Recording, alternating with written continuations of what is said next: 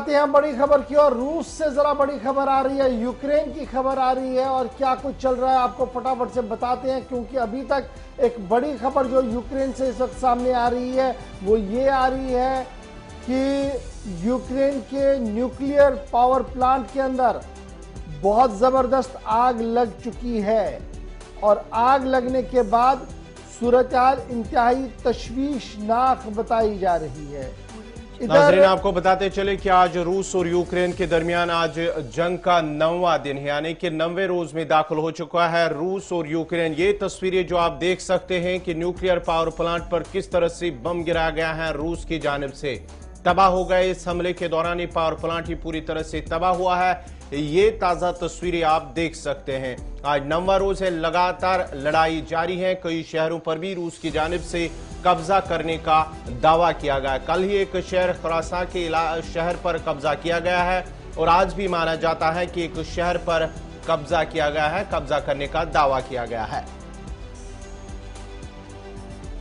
रूसी सदर की जानिब से कल भी अगर हम बात करेंगे तो कल दोनों मुल्कों के दरमियान मुलाकात भी हुई है, बातचीत भी हुई है। मुज़ाकरात का दूसरा मरहला बेलारूस की सरहद पर रूस और यूक्रेन वफूद के दरमियान मुलाकात हुई है, मुज़ाकरात हुए और वहां पर शहरियों की हिफाजत को लेकर बातचीत हुई है और दोनों ने इत्तेफाक उस पर किया है कि शहरियों को महफूज या हिफाजत के हवाले से उस पर इत्तेफाक भी हुआ। कल दूसरे दौर के मुज़ाकरात हुए हैं रूसी और यूक्रेन के वफूद के दरमियान बेलारूस की सरहद पर और लगातार हालत जो है यूक्रेन के अंदर, हालात जो है वो पुरतनाव कशीदा हालात है यूक्रेन के अंदर। साथ ही साथ अगर हम बात करेंगे वहां पर भारतीय शहरियों की एक बड़ी तादाद भी फंसी हुई है। तालिब इल्मों के साथ साथ जो दीगर शहरी है भारतीय वो भी वहां पे फंसे हुए हैं। तकरीबन 18,000 से ज्यादा लोगों को अगर अभी तक लाया गया, जिनमें से तकरीबन 3 से 4,000 तालिब इल्म अभी तक भारत अपने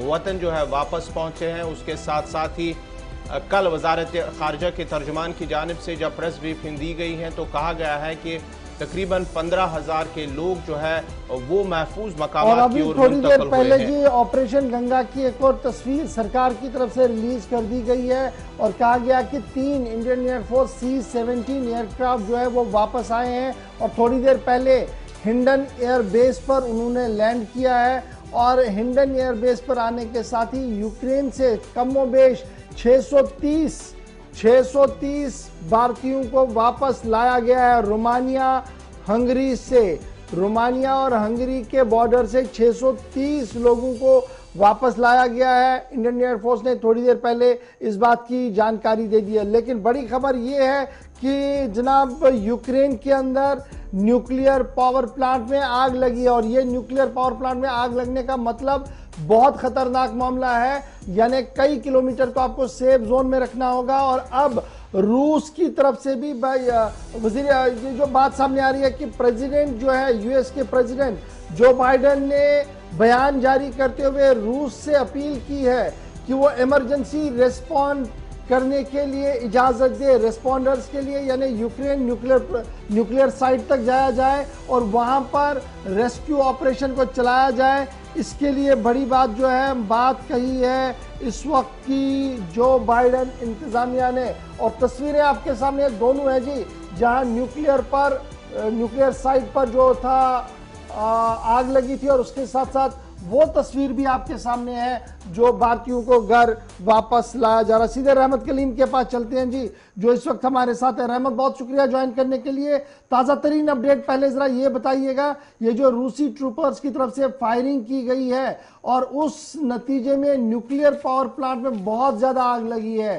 क्या कुछ माहिरीन इस हवाले से कह रहे हैं? देखिए, बिल्कुल इस सिलसिले में जो अपडेट है वो ये है कि जो न्यूक्लियर प्लांट पर हमला किया गया था उस प्लांट की किस्मत अच्छी रही और उस इलाके की, खासतौर से यूरोपियन ममालिक की और खुद रूस की भी किस्मत अच्छी रही कि उस प्लांट में बड़े पैमाने पर आग नहीं लगी। क्योंकि जो खबर हमें मिल रही है उसके मुताबिक जब ये हमला किया गया तब न्यूक्लियर रिएक्टर बहुत ही आसानी के साथ बंद होगा, बंद हो गया। अगर ये बंद नहीं होता तो फिर एक बड़ा धमाका होता, उस धमाके की जद में कई हिस्से आ सकते थे। लेकिन ये अच्छी बात रही कि इस हमले में बड़ा नुकसान तो नहीं हुआ, लेकिन ये है कि एक पार्ट को नुकसान पहुंचा है न्यूक्लियर प्लांट के, लेकिन उस पार्ट की जल्द से जल्द मरम्मत भी जरूरी है। यही वजह कि हमने देखा कि एक तरफ जहां अमेरिकी सदस्य जो बाइडेन की तरफ से रूस से अपील की गई, वहीं दूसरी जानिब हमने देखा कि व्लादिमीर जेलेंस्की की जानिब से जो यूक्रेन के प्रेसिडेंट है उनकी जानिब से भी अपील की गई कि जल्द से जल्द हमें मरम्मती काम के लिए यानी फायर फाइटर्स को जाने की इजाजत दी जाए ताकि उसकी मरम्मत हो सके। तो ये अमेरिकन प्रेसिडेंट की तरफ से जो बयान दिया गया है उसमें कहा गया है कि इमरजेंसी जो रिस्पॉन्डर होते हैं उन्हें न्यूक्लियर साइट, यूक्रेन में जो न्यूक्लियर साइट है वहां पहुंचने दिया जाए। लेकिन सबसे बड़ी बात यह है कि ये जो पावर प्लांट है ये यूरोप के सबसे बड़े जौहरी पावर प्लांट है, जार्जिया में वाक़ है ये, और इस पर हमला होना यानी कि पूरे यूरोप के लिए खतरा है। ये दरअसल एक चेतावनी है पूरे यूरोप के लिए रूस की जानिब से इन तमाम पाबंदियों के बीच कि अगर आप पाबंदियों के साथ ही खेलते रहेंगे और हमारे रास्ते में रुकावट बनेंगे तो हम किसी भी हद तक जा सकते हैं। लेकिन इसमें एक और अपडेट यह आ रही है कि 2 कदम और आगे बढ़ के न सिर्फ ये धमकी बल्कि S-400 की ड्रिल भी शुरू कर दी है रूस ने। S-400 अभी तक के सबसे खतरनाक और सबसे पावरफुल मिसाइल डिफेंस सिस्टम है, जिसको लेकर के जो भी कोई रूस से खरीदता है दुनिया का कोई भी मुल्क तो अमेरिका में बेचैनी होती है और पाबंदी लगाने की बात कही जाती है। तो एक खबर यह भी मिल रही है। एक दूसरी खबर हमें यह भी मिल रही है कि इस जंग के बीच अब सऊदी अरब की एंट्री हो गई है।